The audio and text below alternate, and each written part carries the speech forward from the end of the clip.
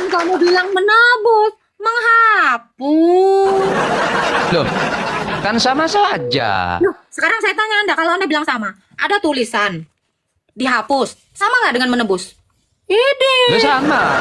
Oke, kau Sama. kalau ke Pegadaian, sebentar. Kau kalau ke Pegadaian, Oh, bukan Allah ya yang penemu kertas pertama. siapa? Allah. Allah, penemu kertas. Iya. Ada dalilnya? Kan dia kan yang itu. Yang bikin Al-Quran dari kertas. Yang bikin Al-Quran dari kertas. Fase di mana manusia itu benar-benar dekat dengan Allah. Oh, ya ini ya. Iya, iya. Cukup logis, cukup logis. Iya. Terus terakhir, Boleh, Pak. boleh minta tips saya? Saya hampir menangis barusan itu. Shalom Bapak Ibu saudara-saudari terkasih, selamat datang di channel Juru Selamatku. Sebelumnya jangan lupa subscribe, like, dan bagikan tentang kebenaran Tuhan kita yang besar, dahsyat, dan penuh kasih. Pembahasan kali ini akan disampaikan oleh apologet Kristen yang sangat luar biasa, yaitu Saudari Agatha. Beliau akan berdiskusi dengan beberapa umat muslim yang bertanya tentang iman Kristen. Dari diskusi tersebut, umat muslim ini mempertanyakan sesuatu yang ada di dalam Yohanes pasal 1 ayat 29. Dari ayat tersebut, umat muslim ini dengan seenaknya menarasikan sesuai dengan keinginannya. Tanpa panjang lebar, saya ajak Bapak, Ibu, Saudara-saudari untuk melihat diskusi yang sangat seru ini. Tentunya bisa menambah wawasan serta menguatkan iman kekristenan kita.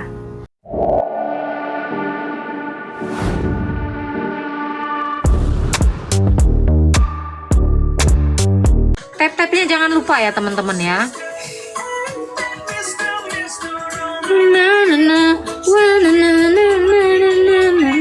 Soalnya saya main tunggal. Jangan lupa. Selamat malam, Agatha. Jangan lupa tap-tap sama nge-give ya kalau bisa ya. Kuatkan akunnya Bunda ini ya. Ini udah 1 minggu soalnya. Baru bisa lagi ya. Dari kemarin Bunda ini aduh. Oke, halo Gus. Selamat pagi. Halo Pak Gus Adam. Selamat malam.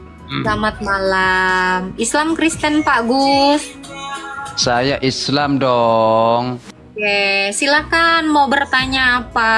Silakan bertanya dengan adab orang Islam ya. Silakan Pak. Ya, saya mau tanya terkait masalah, adakah di dalam Alkitab Anda bahwasanya Yesus itu mengatakan saya akan disalib untuk menebus dosa-dosa manusia? Perkataan Yesus ya, coba. Nggak ada. Karena Yesus Nggak ada. memang disalib untuk menebus dosa. Oke, ini adab Islam ya. Masa dijawab kok malah nyengir adabmu ya. Saya kasih tahu Pak, Yesus itu disalib itu bukan mau nebus dosa. Tidak ada iman Kristen yang menjelaskan itu. Yesus disalib itu, saya kasih tahu dulu, dia mau uji kekuatan, uji nyali, gitu. Jadi Tuhan Yesus saya itu bukan mau menebus dosa. Gitu. Iya, iya. Dalilnya juga Terus ada. gimana? Di dalam Yohanes itu gimana? Di dalam berapa? Yohanes 13 dia sebagai anak domba untuk menebus dosa Allah Ada, dan coba dosa dibacakan. manusia. Coba dibacakan Yohanes Oke. Saya bacakan ya. 13 ayat. Sebentar. Boleh. Kita ngobrol santai ya, Mbak ya. Silakan dalilnya. Biar tidak. Iya, ini saya baca. Yohanes 13 Di dalam ayat. Yohanes 1, mohon maaf. Yohanes 1. Salah. Ayat Yohanes 1 ayat 28 ya. 29. Oh, 29. Ya, Silakan dibaca. 29. Oke, saya baca. Ya. Di sini mengatakan Dibaca dalam dulu aja, terjemah. Iya, saya baca. Ini ya, saya baca ya. Pak. Keesokan hari. Pada keesokan harinya, Yohanes melihat Yesus datang kepadanya. Dan ia berkata, lihatlah anak domba Allah yang menghapus dosa dunia. Dialah yang ku maksud ketika ku... Jangan kamu bilang menebus, menghapus. Kan sama saja. Loh, sekarang saya tanya Anda, kalau Anda bilang sama, ada tulisan dihapus, sama nggak dengan menebus? Lu sama. Oke, kau Sama. kalau ke Pegadaian, sebentar. Kau kalau ke Pegadaian datang set, Mbak, saya mau menebus emas saya, dihapus emasnya gitu. Nggak nyampe kau Pak, nggak nyampe. Aturan aja ya Pak ya. Mau ngobrol santai, saya nggak bisa ngobrol santai dengan yang ininya kurang. Masa, Mbak, saya mau nebus emas, berarti dihapus emasnya. Anjas. Saya bilang, Yesus disalibkan itu bukan untuk nebus dosa. Dia mau gaya-gayaan. Masa menghapus dengan ditebus sama? Belajar dulu lah Pak bahasa Indonesia. Gimana kau samakan menebus dengan menghapus? Kau belajar bahasa Indonesia lah. Gak ngerti aku. Ini kan makanya dalam terjemahan. Oh boloni. Jangan. Udah saya bilang, di room saya jangan mengganti kata dengan sembarangan. Gak pernah dalam hidup saya menarasikan Yesus menebus dosa. Narasi saya selalu mengatakan Yesus menghapus dosa. Ini bahkan ayat yang saya angkat ini sering. Ya, Anda ini keliru yang benar-benar nyata.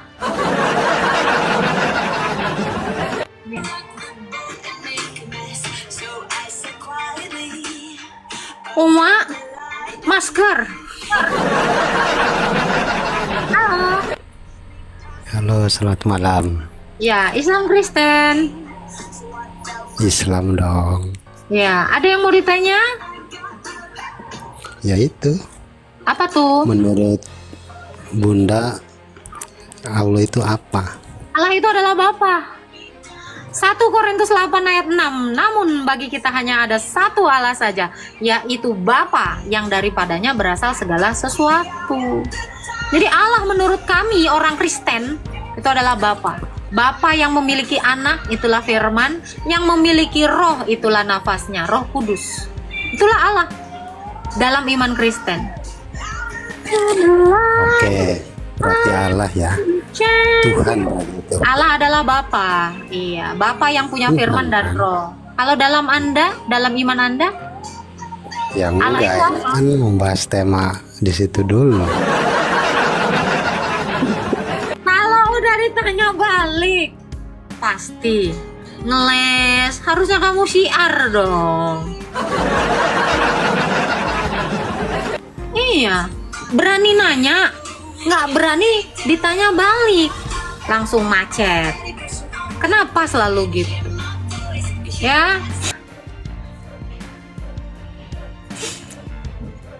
Ototnya ngeri, Bang Petrus. Kelas. Halo Bang Petrus. Iya, selamat malam Kakak Agatha. Selamat malam. Ya, saya mau tanya ini Kak.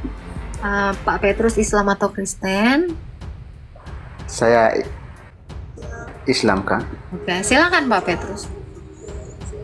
Ini saya mau tanya ke siapa sih yang penemu kertas pertama? Papirus ya kalau nggak salah. Nggak tahu aku Pak. Saya kurang tahu nggak Pak. tahu ya, Mungkin kalau Bapak googling pasti ketemu Pak. Oh, bukan Olo ya yang penemu kertas pertama. Siapa? Olo. Allah, penemu kertas. Iya.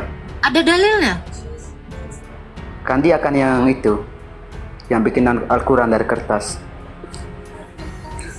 Yang bikin Al-Quran dari kertas. Oh. Jadi dia nemu, bukan mencipta ya? Hah? Gimana nih? Penemu. Berarti udah ada dong sebelumnya baru diketemukan gitu. Gimana nih? Dia baru temu kertas di abad ke-7 kalau tidak salah saya. Baru nemu kertas. Ya udahlah nggak apa-apa Pak. Jadi Bapak ada lagi yang mau ditanya, Pak? Muhammad itu siapa ya, Kak? Lah katanya kok Islam. Iya,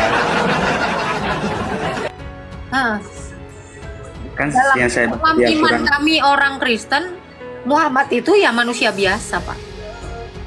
Oh, sorry ya, Kak ya. Mungkin Kakak nggak tahu kali ya. Saya turun dulu ya, Kak. Iya, iya, iya. Ototnya besar ya, Pak ya. Ini aku jelasin, kirim permintaan aja Pak Mas Suma. Kalau mau jelasin nabimu silakan. Naik aja. Naik aja Pak Mas Suma kalau mau ngejelasin tentang nabimu. Oke.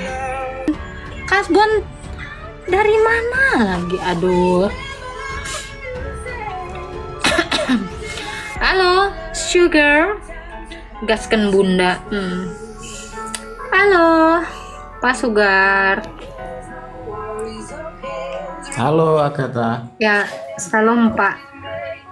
Ada yang mau Ya. ditanya Pak Sugar? Ada. Silakan. Bagaimana kabarnya dulu? Bagaimana kabarnya? Ya, biasa Pak, lagi pilek Pak. Oh iya, kok pinter bahasa Jawa juga ya ternyata Agatha nih. Little sih Pak. Dikit-dikit tuh Pak, iseng-iseng aja. Iya. Saya mau tanya yang ringan-ringan aja nih. Tapi sebenarnya cukup dalam sebenarnya. Silakan Pak. Di dalam Islam itu ada ayat, kalau tidak salah ada di surat Al-Baqarah, itu cukup populer kalimat ayat itu. Jadi seperti ini. Allah tidak akan memberikan cobaan atau ujian tidak akan memberikan ujian di luar kemampuan manusia. Kira-kira seperti itu kalimatnya. Terus yang saya tanyakan, di Bible itu ada nggak kalimat seperti itu? Ada. Bisa tolong diberikan pemahaman atau dikasih tahu di ayat berapa?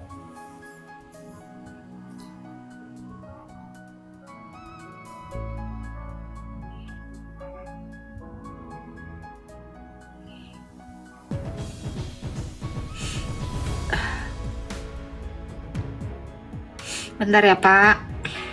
Iya. Ya. Saya sendiri kan nggak begitu hafal dogma sebenarnya, Oke. cuman itu cukup 1 populer. Korintus 10 ayat 13. Ya. Ya, 1 Korintus 10 ayat 13 kita baca ya. Ketahuilah setiap pencobaan yang kamu hadapi hanyalah pencobaan yang biasa yang dialami manusia. Lagi pula Allah setia kepada kita dan Dia tidak akan membiarkan kamu dicobai melebihi kemampuanmu. Jadi esensinya sama berarti ya, hampir sama. Dan ketika kamu dicobai, Dia akan memberimu jalan keluar sehingga kamu bisa bertahan. 1 Korintus 10 ayat 13 itu ayatnya. Korintus 10 ayat 13. 13. Oh ya, berarti artinya Tuhan atau Allah tidak akan memberikan ujian atau cobaan di luar kemampuan manusia, umatnya. Iya. Dan ketika kamu pun dicobai, Dia akan memberikan jalan keluar sehingga kamu bisa bertahan. Itu. Jadi Dia mencobai kita tidak di luar kemampuan kita, dan dalam pencobaan itu pun Dia menyertai kita. Kalau menurut Agatha, apakah itu memang betul terjadi? Betul. Tuhan tidak akan memberikan cobaan? Betul Pak. Nah, terus kenyataannya kalau di dunia ini tidak sedikit banyak orang yang menerima cobaan, dapat ujian, tapi sampai bisa bunuh diri gitu. Seperti apa itu? Karena dia tidak mengerti Tuhan, karena dia tidak mengenal Tuhan. Jadi orang-orang Kristen yang menganggap bahwa dia tidak sanggup melampaui pencobaan itu adalah orang-orang yang tidak mengenal Allah itu sendiri. Maka berakhir ada yang bundir, ada yang stres. Itu karena dia tidak tahu. Dan dia pun tidak memohon kekuatan dari Tuhan. Gitu. Alasannya itu ya? Artinya Iya. alasannya tidak bertuhan. Mengenal Allah. Tidak mengenal Allah atau tidak mengenal Tuhan. Mengenal Allah, dia pasti mengerti bahwa Tuhan itu selalu menyediakan jalan keluar. Contoh ya Pak ya, Bangsa Israel nggak ada jalan keluar ketika mau dibunuh oleh Firaun. Tapi Tuhan ngasih jalan keluar kan? Nah itu, kalau itu pun sudah nyata kepada Musa dan bangsa Israel, kenapa itu tidak nyata kepada kita? Saya sendiri sudah keluar dari pencobaan yang mengerikan. Menurut sebagian teman-teman Kristen mungkin tidak akan bisa melalui itu. Tapi saya bisa melalui itu. Kenapa? Karena saya mengenal Allah dan saya mengerti tujuannya adalah memberikan saya pengertian bahwa semua badai itu bisa kita lalui dengan kuasa Tuhan. Itu Pak. Ketika ada orang yang merasa ujian begitu berat akhirnya bundir itu tadi, berarti artinya dia tidak paham tentang Tuhan. Dia tidak mengenal Tuhan. Iya betul. Dia tidak mengenal Tuhan itu satu. Yang kedua, dia tidak pernah berharap dengan Tuhan. Orang yang berharap kepada Tuhan, dia akan cenderung teguh. Gitu Pak. Jadi nggak semua orang itu mengerti Tuhan. Ya mereka hanya sekedar beragama gitu ya. Atau begini, atau seandainya dia mengenal Tuhan, dia sadar betul bahwa ujian itu datang dari Tuhan juga. Hah? Kalau umpamanya orang sudah sadar bahwa sudah mengenal Tuhan, dia dapat ujian begitu berat, artinya dia sadar betul bahwa ujian itu datang dari Tuhan juga. Betul. Dia harusnya mengetahui itu ya. Sama seperti di dalam Roma 5 ayat 4 dikatakan, dan ketekunan menimbulkan tahan uji, dan tahan uji menimbulkan pengharapan. Justru kalau kita tidak jemu-jemu mengenal Tuhan, kita nggak akan pernah bisa tahan uji. Gini, kan dikatakan gini, ketekunan menimbulkan tahan uji. Orang yang sering diuji pasti jadi tahan uji, dan orang yang tahan uji pasti selalu berharap kepada Tuhan. Itu tadi yang saya jelaskan. Orang-orang yang tidak diuji oleh Allah sebenarnya adalah orang-orang yang tidak dekat dengan Allah. Sebenarnya adalah orang-orang yang tidak tekun di dalam Allah. Makanya banyak orang yang salah mengerti. Ujian itu sepertinya kayak penderitaan. Padahal ujian itu adalah fase di mana manusia itu benar-benar dekat dengan Allah. Oh, ya ini ya. Cukup logis. Iya. Terus terakhir, Boleh, Pak. boleh minta tips saya. Saya hampir menangis barusan ini. Tips untuk Tips untuk bagaimana sabar. menghadapi ujian. Ya. Oke, tipsnya adalah berpuasa. Berpuasa. Karena ketika orang sabar menanti sampai dia makan, maka itu juga akan melatih rohnya sabar untuk menderita dalam ujian. Orang yang berpuasa itu kan sabar menanti sampai dia bisa makan, betul nggak? Itulah yang namanya ketekunan tadi. Roma 5 ayat 4 tadi itu bagus kan? Ya, jadi tips supaya Bapak bisa sabar, ya Bapak harus rajin-rajin berpuasa. Karena puasa itu mengajarkan kita untuk bisa menghentikan keinginan daging kita. Kan keinginan kita ini adalah makan yang enak-enak. Berarti kita ini mencoba menekan atau merendahkan keinginan kita di atas kehendak Allah. Ketika kita diuji dan dicoba, artinya apa? Keinginan kita kan keluar dari masalah kita, Pak. Tapi Allah mau menguji ketekunan kamu, kesabaran kamu. Supaya apa? Supaya kamu jadi tahan uji. Begitu kamu tahan uji, kamu akan berpengharapan kepada Allah. Dan kamu akan bilang, ini kan pengharapan akan Allah ini kan gini, kamu minta tolong sama Dia. Setiap orang yang tidak mau diuji, dia tidak akan pernah minta tolong sama Tuhan. Setuju ya? Iya. Mungkin Bapak nggak ada masalah, Bapak pasti akan rutinitas seperti biasa, bahkan tidak menganggap Tuhan itu ada. Tapi begitu Bapak diuji, Anda harus memohon kepada Tuhan, berharap kepada Tuhan, karena yang bisa menyelesaikan masalah kita terkadang tidak bisa diri kita sendiri, kita butuh bantuan yang lebih berkuasa daripada diri kita. Nah, kalau kita menganggap diri kita bisa menyelesaikan semua masalah, maka kita tidak menganggap Allah itu lebih berkuasa dari kita. Kebanyakan orang tidak mau mengandalkan Tuhan. Dia hanya mengandalkan dirinya sendiri. Ketika masalahnya besar sekali, akhirnya bundir. Karena dia tidak berharap kepada yang lebih berkuasa. Karena dia menganggap dirinya ini sudah paling mampu. Kita lihat ya, banyak pengusaha-pengusaha hebat, bahkan penyanyi yang udah terkenal, berujung apa? Bundir. Kenapa? Ketika dia dalam masalah, dia terbiasa mengandalkan dirinya, tidak mengandalkan Tuhan. Waktu habis seluruh kendali di dalam dirinya, ya dia merasa runtuh dunianya, akhirnya bundir. Coba kalau dia mengandalkan Tuhan, dia tidak akan menyia-nyiakan hidupnya. Seperti itu, Pak. Betul. Jadi mulailah berpuasa, karena orang Kristen itu sejatinya sangat syarat dengan puasa.